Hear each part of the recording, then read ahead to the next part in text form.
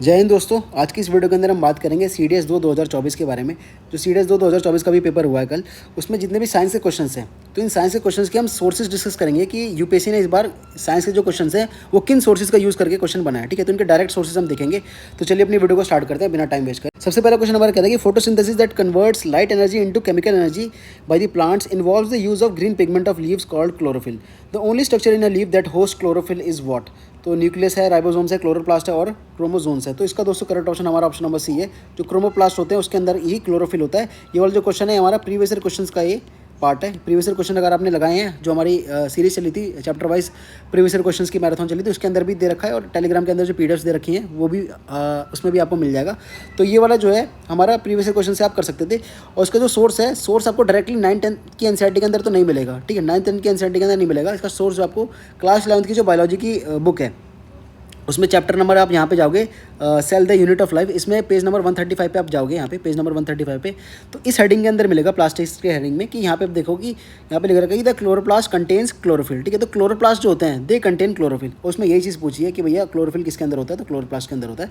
Option number सी जो है that is the correct option.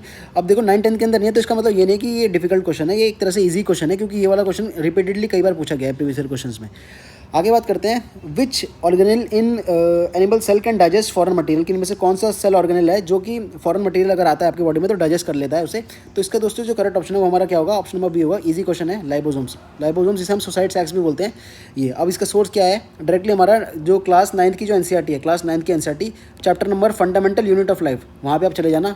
Page number 56 पे अगर आप जाओगे तो ये लाइसोसोम्स वाली हेडिंग में यहाँ से अगर आप पढ़ो तो डायरेक्टली यहीं से उठाया कि these help to keep the cell clean by digesting any foreign material. ठीक है, तो यही इसने पूछा था फॉरेन मटेरियल के बारे में, इसलिए लाइसोसोम्स जो है option number B that is the correct option. आगे बात करते हैं, अगला क्वेश्चन हमारा बहुत ज़्यादा इजी क्वेश्चन है, बहुत ज़्यादा इजी क्वेश्शन है, क्योंकि डायरेक्टली हमारा एनसीईआरटी से आया है। ये कह रहा है कि in which of the following mediums would the speed of sound be maximum. इनमें से भैया कौन सा मीडियम है जिसमें स्पीड ऑफ साउंड मैक्सिमम होगी। तो ये दोस्तों डायरेक्टली क्वेश्चन हमारा एनसीईआरटी से आया है।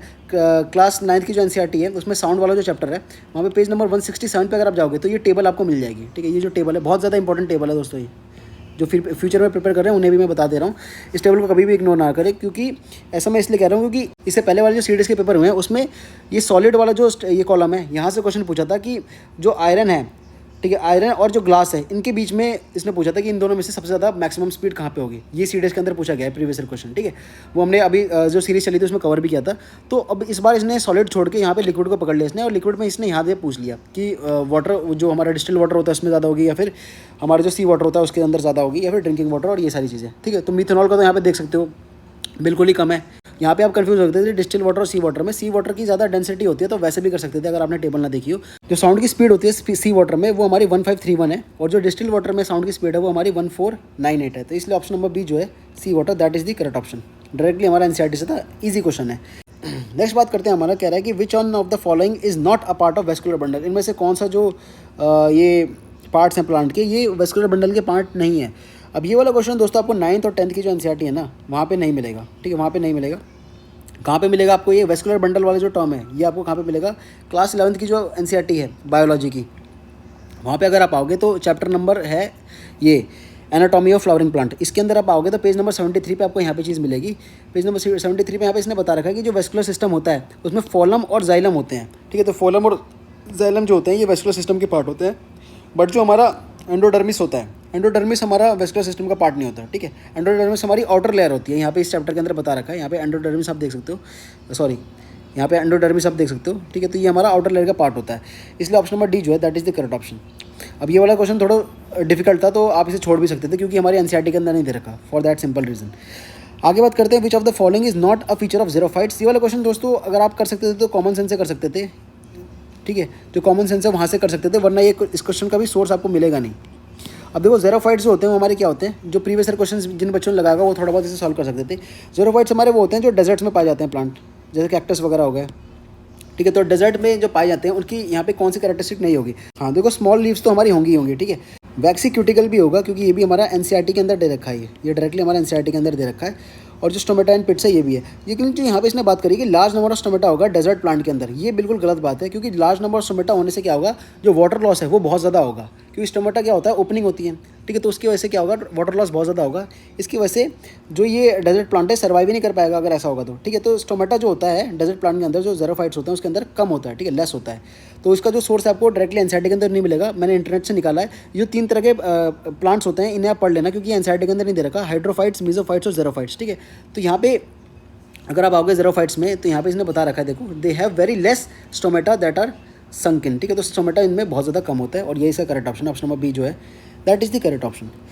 नेक्स्ट बात करते हैं, हमारा कह रहा है कि which of the following categories of biomolecules does starch belong to. अब बायोमोलिक्यूल से क्वेश्चन CAPF और CDS दोनों के अंदर पूछे जा रहे हैं, तो इसने बायोमोलिक्यूल से पूछ लिया इसने यहाँ पे क्वेश्चन। तो ये वाला क्वेश्चन दोस्तों हमारा हायर स्टैंडर्ड की किताब से है, ठीक है, हायर स्टैंडर्ड की क्लास से। इसे कहते हैं कि भैया which of the following category biomolecules that starch belong to. तो स्टार्च हमारा कहाँ से बिलोंग करता है, तो बेसिकली ये कार्बोहाइड्रेट से बिलोंग करता है। अगर ये आपने किया होगा तो केवल प्रीवियस ईयर क्वेश्चन के जोर पे किया होगा, क्योंकि ये वाला क्वेश्चन जो है कई बार पूछा है प्रीवियस ईयर क्वेश्चन में, ठीक है, प्रीवियस ईयर क्वेश्चन में कई बार पूछा है। अभी हायर स्टैंडर्ड से मैं इसलिए कह रहा हूँ कि 9th और 10th में नहीं है ये। यहाँ पे अगर आप क्लास 12th की जो NCERT है उसमें बायोमोलिक्यूल्स वाला जो चैप्टर है वहाँ पे अगर आप आओगे तो वहाँ पे लास्ट चैप्टर के लास्ट में जो समरी होती है उसमें दे रखा है यहाँ पे कि carbohydrates are categorize into 4 major class, namely monosaccharides, उसके बाद डाइसैक्राइड्स और उसके बाद है हमारा ओलिगोसैक्राइड्स, ठीक है, ओलिगोसैक्राइड, उसके बाद फिर लास्ट में हमारा पॉलीसैक्राइड्स। तो पॉलीसैक्राइड्स का देखो यहाँ पे एग्जांपल दे रखा है स्टार्च, ठीक है। तो ये किसके अंदर आता है, कार्बोहाइड्रेट के अंदर ही आता है, इसलिए ऑप्शन नंबर बी जो है that is the correct option, option number B जो है that is the correct option. आगे बात करते हैं, which of the following hormones inhibits the growth activity in plant. इनमें से कौन सा हार्मोन है जो कि ग्रोथ एक्टिविटी जो है वो रोक देता है प्लांट के अंदर। तो ये वाला दोस्तों हमारा इजी क्वेश्चन था, ये हमारा इजी क्वेश्चन था, आपको डायरेक्टली NCERT के अंदर मिल जाएगा। और ये क्वेश्चन हमारा कई बार पूछ रखा है। जो हमारा ये गैब्रेलिन्स है ये हमारा किसके लिए होता है, ये फ्लावरिंग ऑफ प्लांट जो होता है, जो फूल उगते हैं प्लांट के अंदर उसको सपोर्ट करता है। साइटोकिनिन हमारा किसके लिए होता है, सेल डिवीज़न के लिए होता है, सेल डिवीज़न जो होता है प्लांट के अंदर उसके लिए होता है, ठीक है। जो एबिस्कस एसिड होता है ये हमारी ग्रोथ को रोकता है, ठीक है, इट इनहिबिट्स द ग्रोथ। तो इसलिए ऑप्शन नंबर सी जो है that is the correct option. आगे बात करते हैं, जाइलम के बारे में पूछ लिया, बहुत ही ज़्यादा इजी क्वेश्चन और प्रीवियस ईयर क्वेश्चन से रिपीटेड क्वेश्चन है। कह रहे हैं कि xylem in the plant are responsible for the transport of water. अब बच्चे इन दोनों में कंफ्यूज होते हैं कि केवल वाटर करता है, फिर वाटर और डिजॉल्व मिनरल दोनों करता है। तो क्लास 9th की जो NCERT है भैया, टिश्यू वाला जो चैप्टर है उसमें डायरेक्टली यहाँ पे दे रखा है जाइलम के बारे में। अब देखो यहाँ पे जाइलम के बारे में यही डायरेक्टली कह रखा है कि this allows them to transport water and mineral both, ठीक है, वाटर एंड मिनरल दोनों वर्टिकली। तो वाटर और मिनरल दोनों ट्रांसफर होता है। तो अगर आप NCERT ध्यान से पढ़ो बिल्कुल कीवर्ड से तो आप ये क्वेश्चन भी कर पाते, ठीक है। इसलिए ऑप्शन नंबर बी जो है that is the correct option. Next बात करते हैं, which of the following is not a micronutrients for plants. तो इनमें से कौन सा जो है माइक्रोन्यूट्रिएंट फॉर प्लांट नहीं है। ये वाला क्वेश्चन भी हमारे कहाँ से है, ये हमारा क्लास 11th की NCERT से है, ठीक है। 9th और 10th में जो मैक्रो और माइक्रोन्यूट्रिएंट्स है ये नहीं मिलेगा आपको। तो क्लास 11th की अगर आप NCERT जाओगे, क्लास 11th की NCERT में अगर आप जाओगे तो यहाँ पे जो चैप्टर का नाम है मिनरल न्यूट्रिशन, जो मिनरल न्यूट्रिशन वाला जो चैप्टर है उसमें पेज नंबर 196 पे आप चले जाना। तो पेज नंबर 196 में आप यहाँ पे पाओगे 2 हेडिंग है, मैक्रोन्यूट्रिएंट्स भी हैं यहाँ पे और माइक्रोन्यूट्रिएंट्स भी है। तो यहाँ पे मैक्रोन्यूट्रिएंट्स के एग्जांपल यहाँ पे दे रखे हैं, देखो साफ साफ कि micronutrients include carbon, hydrogen, oxygen, nitrogen, phosphorus, sulphur, potassium, calcium and magnesium, ठीक है। तो मैग्नीशियम जो है यहाँ पे देखो, यहाँ पे दे रखा है मैग्नीशियम, मैग्नीशियम जो है that is the correct option, option number C, क्योंकि इसने पूछा है यहाँ पे कि which of the following is not micronutrients of plant. बाकी जो आयरन, मैग्नीज और क्लोरीन है ये तीनों हमारे माइक्रोन्यूट्रिएंट्स हैं। यहाँ पे अगर आप माइक्रोन्यूट्रिएंट्स के एग्जांपल देखोगे तो ये रहा आयरन, मैग्नीज और यहाँ पे क्लोरीन, ये रहा, ठीक है। तो इसलिए ये हमारा हायर स्टैंडर्ड की बुक से आया है, क्लास 11th की जो NCERT वहाँ से ये क्वेश्चन आया है। ऑप्शन नंबर सी जो है that is the correct option. Next बात करते हैं, which of the following is responsible for determining the chemical properties of an element. कि इनमें से कौन सी चीज़ है जो केमिकल प्रॉपर्टीज़ ऑफ एलिमेंट को डिटरमाइन करने के लिए यूज़फुल होती है। तो इसका दोस्तों जो करेक्ट ऑप्शन है हमारा ऑप्शन नंबर बी है, जो इलेक्ट्रॉन्स होते हैं, इलेक्ट्रॉन्स जो है इसका करेक्ट ऑप्शन होगा ऑप्शन नंबर बी, क्योंकि इलेक्ट्रॉन्स पता होंगे तो आपको वैलेंस इलेक्ट्रॉन की बारे में जानकारी होगी, वैलेंसी के बारे में जानकारी होगी। जो वैलेंसी के बारे में जानकारी होगी तो जितनी ज़्यादा वैलेंसी फिर उसी हिसाब से वो अपने वैलेंसी के हिसाब से वो बॉन्ड बनाता है, ठीक है, बॉन्ड बनाते हैं। इसलिए ऑप्शन नंबर बी जो है that is the correct option. इसका जो सोर्स है आपको क्लास 11th की NCERT में मिलेगा, स्ट्रक्चर ऑफ एटम वाली जो है क्लास 11th की NCERT केमिस्ट्री की, वहाँ पे आपको मिलेगा पेज नंबर 32 पे अगर आप जाओगे तो यहाँ पे दे रखा है। Lastly an important point to mention regarding isotope is that chemical properties of atom are controlled by the number of electrons, ठीक है। तो chemical properties of atom are controlled by what, number of electrons, ठीक है। तो इसलिए option number B जो है that is the correct option. Next question हमारा मैच द फॉलोइंग से पूछ लिया इसने कि मैच लिस्ट 1 विद लिस्ट 2। यहाँ पे हमारे ब्लीचिंग पाउडर है, बेकिंग सोडा है, वॉशिंग सोडा है, प्लास्टर ऑफ पेरिस है और यहाँ पे इनके केमिकल नेम है। तो बहुत ज़्यादा इजी क्वेश्चन ये है, डायरेक्टली हमारा NCERT के अंदर यहाँ पे पूछ रखा है। यहाँ पे देख सकते हो एसिड बेसिस एंड सॉल्ट जो है इस चैप्टर से पूछा है डायरेक्टली। यहाँ पे वॉशिंग सोडा है, बेकिंग सोडा है, इनका क्या नाम होते हैं ये यहाँ पे डायरेक्टली पूछ रखा है। प्लास्टर ऑफ पेरिस क्या होता है ये रहा, ठीक है। तो इसका जो करेक्ट ऑप्शन हमारा ऑप्शन नंबर ए है, ये बहुत ज़्यादा ईजी क्वेश्चन था। नेक्स्ट बात करते हैं हमारा विच of the following statement for gases mentioned above mention below is not correct. इनमें से बता दो कौन सी स्टेटमेंट जो है करेक्ट नहीं है। तो हाइड्रोजन हैज़ 3 आइसोटॉप, बिल्कुल सही बात है। यहाँ पे हाइड्रोजन के पास 3 आइसोटॉप होते हैं। क्लास 9 की जो एनसीईआरटी है स्ट्रक्चर ऑफ एटम में अगर आप जाओगे तो यहाँ पे देखो एग्जांपल दे रखा है, जो आइसोटॉप वाली हेडिंग है यहाँ पे एग्जांपल दे रखा है कि for example take the case of hydrogen atom, it has 3 atomic species namely protium, deuterium और ट्राइटेरियम। ठीक है, तो ये जो है तीनों आइसोटॉप जो है हाइड्रोजन के होते हैं, तो इसलिए ये स्टेटमेंट हमारी बिल्कुल सही है। सेकंड स्टेटमेंट कह रहा है कि भैया helium is commonly use in electric bulbs. ये तो बिल्कुल ही गलत बात है। हीलियम हमारी इलेक्ट्रिक बल्ब में कहाँ होती है? ये हमारी क्या होती है? हीलियम इलेक्ट्रिक बल्ब के अंदर आर्गन यूज़ होती है। ठीक है, तो यहाँ पे जो क्लास 10 की जो एनसीईआरटी है, अगर आप इसका सोर्स जानोगे, वैसे तो बहुत ईजी क्वेश्चन है, सोर्स देखोगे तो क्लास 10 की जो एनसीईआरटी है इलेक्ट्रिसिटी वाला चैप्टर में, वहाँ पे आप आओगे तो यहाँ पे देख रखा है कि the bulbs are usually filled with chemically inactive nitrogen and argon gases for prolong life of filament. तो नाइट्रोजन और जो हमारा आर्गन होता है ये यूज़ होता है, ना कि हमारा हीलियम यूज़ होता है। और उसने ये पूछा था इसमें कौन सा करेक्ट नहीं है, तो इसलिए ऑप्शन नंबर बी जो है that is the correct option. बहुत ही ज़्यादा ईजी क्वेश्चन था। नेक्स्ट बात करते हैं हमारा the 2 isotopes of elemental chlorine are what. तो यहाँ पे आइसोटॉप ऑफ एलिमेंटल क्लोरीन यहाँ पे पूछ लिया। अब यहाँ पे सी है, यहाँ पे क्लोरीन लिखा है तो CL होना चाहिए, तो यहाँ पे थोड़ी बहुत मिसप्रिंटिंग है। खैर, तो इसका भी दोस्तों जो करेक्ट ऑप्शन है वो हमारा कहाँ से है, देखो यहाँ पे जो क्लास 9 की जो एनसीईआरटी है स्ट्रक्चर ऑफ एटम, ये आइसोटॉप वाली जो हेडिंग है यहाँ पे देखो अगर आप, तो इसी चीज़ के अंदर जो इसने एग्जांपल दिए थे ना, यहाँ पे सबसे पहले इसने हाइड्रोजन का एग्जांपल दिया था कि यहाँ पे हाइड्रोजन के होते हैं प्रोटियम, ड्यूटेरियम और ट्रिटियम। तो ये तो हो गए हमारे हाइड्रोजन के। उसके बाद यहाँ पे देखो इसने क्लोरीन का भी दिया है कि क्लोरीन के देखो यहाँ पे 13, 17, 37, 17। ठीक है, तो यहाँ पे देख सकते हो ऑप्शन नंबर डी जो है that is the correct option. Directly हमारा एनसीईआरटी से ये पूछा गया है। ठीक है, डायरेक्टली हमारा एनसीईआरटी से पूछा गया है। तो आइसोटॉप हमारे यहाँ पे देख सकते हो। आगे बात करते हैं, in which of the following colloids is dispersing medium a liquid. तो इनमें से बता दो भैया कौन सा ऑप्शन के अंदर डिस्पर्सिंग मीडियम जो है हमारा लिक्विड है। Option number A saying mist, B saying foam, C saying jelly and D saying shaving cream. तो ये वाला भी क्वेश्चन दोस्तों हमारा डायरेक्टली कहाँ से आया है, ये हमारा एनसीईआरटी से आया है। चैप्टर कौन सा है ये हमारा, is matter around us pure जो है। अब ये वाली जो टेबल है यहाँ से हमेशा क्वेश्चन पूछ रखे हैं यूपीएससी ने, इससे पहले भी पूछे हमने, प्रीवियस ईयर क्वेश्चन की जो सीरीज चलाई थी उसमें भी डिस्कस किया था। तो यहाँ पे इसने क्या बात करी है कि भैया in which of the following colloid dispersing medium है लिक्विड। तो डिस्पर्सिंग मीडियम हमारा लिक्विड कहाँ पर है, तो यहाँ पे देख सकते हो डिस्पर्सिंग मीडियम जो है ये हमारा लिक्विड यहाँ पर है। ठीक है, और फेस में हमारा गैस है। तो ये कौन सा हो सकता है, ये हमारा फोम हो सकता है। और फोम का एग्जांपल क्या है, हमारा शेविंग क्रीम है यहाँ पे। ठीक है, तो यहाँ पे अब दिक्कत यहाँ पे कन्फ्लिक्ट ये है कि भैया यहाँ पे फोम और शेविंग क्रीम दोनों दे रखा है, तो लोग बी और डी में कन्फ्यूज़ हैं कि भैया बी और डी में से क्या होगा। तो यहाँ पे in which of the following colloids is dispersing medium है लिक्विड। अब यहाँ पे कोलाइड्स के बारे में पूछा है, तो इसमें दोस्तों कन्फ्यूज़न है। तो आप मेरे को बताओ कि क्या होगा इसका, मेरे को भी तो पता नहीं है। बहुत सारे लोगों ने तो वैसे शेविंग क्रीम मार्क करी है, मेरे हिसाब से होना भी शेविंग क्रीम ही चाहिए, डी। ठीक है, बट इसका बी और डी के अंदर कन्फ्लिक्ट रहेगा ही रहेगा जब तक यूपीएससी की ऑफिशियल आंसर की नहीं आ जाए। ठीक है, तो बी और डी में से कुछ हो सकता है, बट मेरे हिसाब से जो है वो डी होना चाहिए, शेविंग क्रीम होना चाहिए। नेक्स्ट बात करते हैं, ये हमारा साउंड चैप्टर से पूछा थोड़ा बहुत न्यूमेरिकल। कह रहा है कि भैया sound wave having frequency of 300 hertz is travelling in an unknown medium, it's wavelength is not known, it travels a distance of equal to 150 times its wavelength in time t, the value of t is what। तो यहाँ पे time निकालना था हमें। जो हमारे formulas हैं यहाँ पे साउंड वाले चैप्टर के अंदर दे रखे हैं, उन्हीं को आप यहाँ पे पुट करके इस तरह से जो टाइम है वो निकाल सकते थे। इससे जो करेक्ट ऑप्शन है हमारा ऑप्शन नंबर ए है। ये भी हमारा क्लास 9 की जो एनसीईआरटी है वहाँ से पूछा गया है। आगे बात करते हैं, which of the following statement for person suffering from presbyopia is correct. Again easy question है हमारा, ये इजी क्वेश्चन है। प्रेसबायो से जो पूछा है ये हमारा क्लास 10 की जो एनसीईआरटी है, human I and the colourful world, human I and the colourful world, शायद क्लास 10, हाँ क्लास 10 की एनसीईआरटी है ये। तो क्लास 10 की एनसीईआरटी में अगर आप आओगे यहाँ पे तो देखो प्रेसबायो के बारे में दे रखा है कि भैया होता क्यों है, जब उम्र बढ़ जाती है, एजिंग। तो एजिंग जब हो जाती है, उम्र बढ़ जाती है, तब ये होता है हमारा क्या, प्रेसबायोपिया।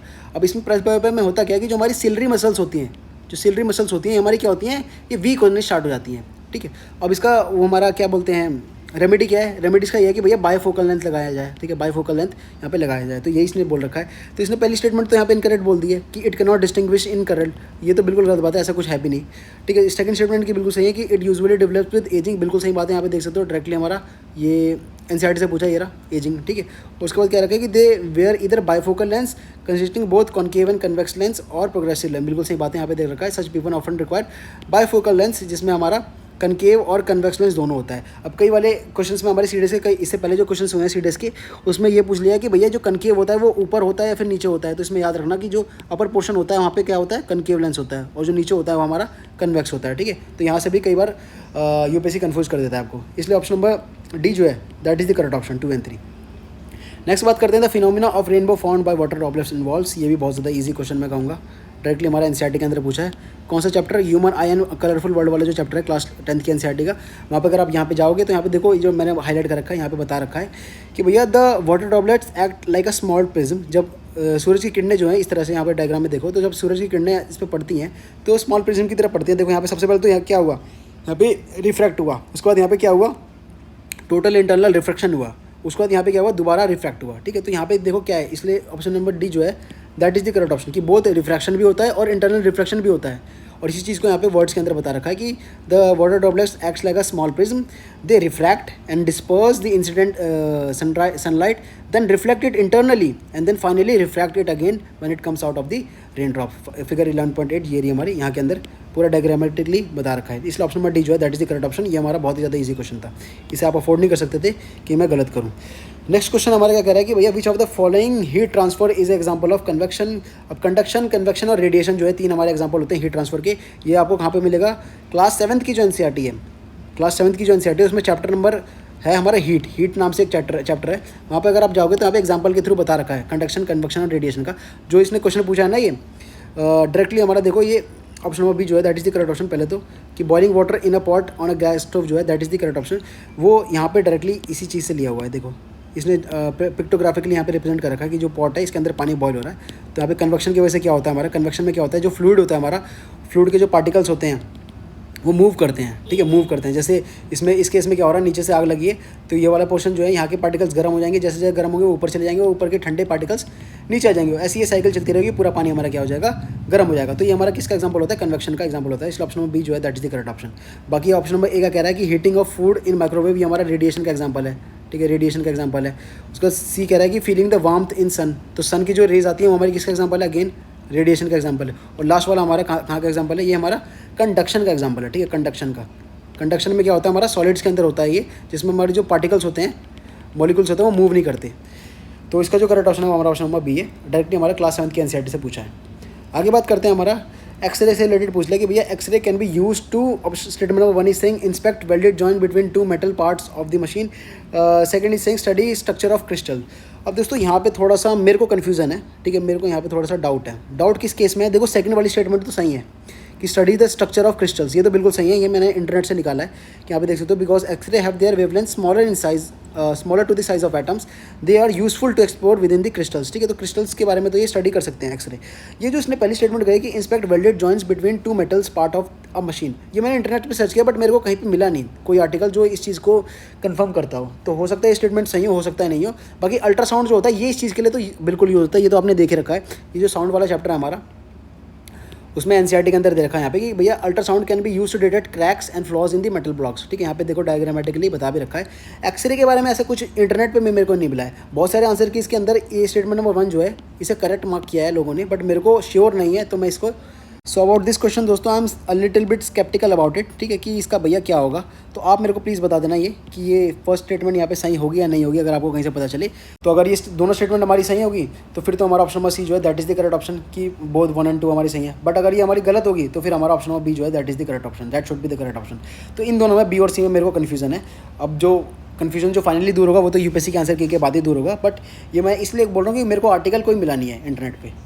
आगे बात करते हैं, हमारा क्वेश्चन कह रहा है कि भैया in sun earth system the sun the earth and the Lagrange point L4 form what. अभी लैग्रेंज पॉइंट से दोस्तों ये आपको याद रखना चाहिए लैग्रेंज पॉइंट, क्योंकि ये इस पे क्वेश्चंस यूपीएससी ने सीडीएस में भी डाले थे और सीएपीएफ के अंदर भी डाले थे। तो ये आपसे एक्सपेक्टेड था कि आप जो लैग्रेंज पॉइंट है इन्हें एक बार स्टडी करके रखें। तो यहाँ पे देख सकते हो इसने यही पूछ लिया कि भैया जो सन है, अर्थ है और जो लैग्रेंज पॉइंट L4 है ये किस टाइप का ट्रायंगल बनाते हैं। तो ये भैया हमारा इक्वेटोरियल ट्रायंगल जो है ये हमारा बनाते हैं। ठीक है, ये हमारा 60 डिग्री एंगल ये बनाते हैं, ये भी हमारा 60 डिग्री है।